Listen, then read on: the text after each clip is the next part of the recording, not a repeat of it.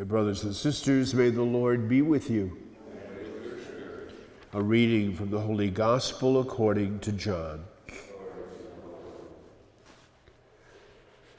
Jesus said to his disciples, "Now I am going to the one who sent me, and not one of you asked me, 'Where are you going?' But because I told you this, grief has filled your hearts.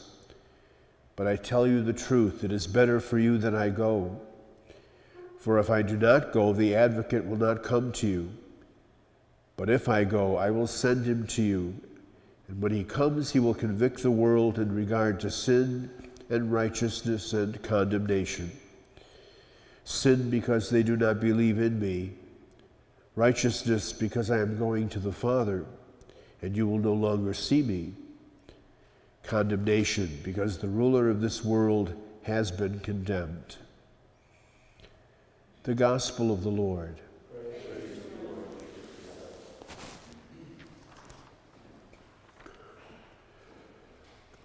The Acts of the Apostles this morning recounts one of the persecutions that Paul and Silas met while working with the people at Philippi.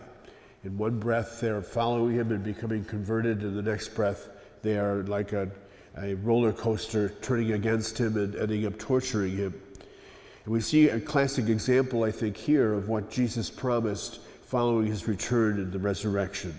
Over and over again, there's two different phrases that are used in the course of the resurrection accounts. Jesus keeps reminding the disciples not to be afraid, to be at ease. He also keeps saying to them, "I will bring you peace." And it is the peace that the world cannot give. It's the peace only I can give. And surely we see an example of that in this experience of Paul and Silas. Here they are tortured, they're imprisoned, an earthquake happens, and through all of it, they still interiorly are at peace with themselves. They're praying, they're there singing hymns. And even when the opportunity is there for them to escape, they don't. They stay under the guise of perhaps this will be the moment and the blessing and the grace whereby others will come to faith.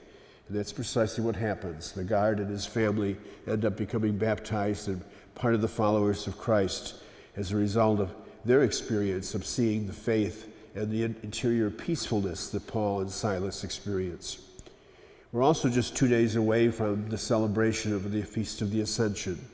And we see again in this account from John, as Jesus continues to try to comfort and console the disciples in preparation for his death and the events that would happen, that he makes it clear to them that he has to return to the Father. If he doesn't return to the Father, if he doesn't ascend back to him, then the Spirit will not come. The advocate of truth will not be here.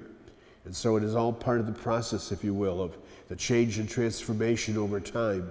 First in the promise of salvation in the Old Testament tradition, and then in turn the fulfillment of that salvation in Jesus' death and resurrection. And then in turn that new era, the era of the church where Jesus shows himself in a new way, a different way, in the presence of the Spirit. Today then, as we continue these last final days of the Easter season, we're reminded that that same Spirit is with us, that same promise and pledge of interior peace is offered. But both of them require on our part, first the faith to allow the Spirit to work in us, and secondly, God's grace to ensure that we really sense that inner peace.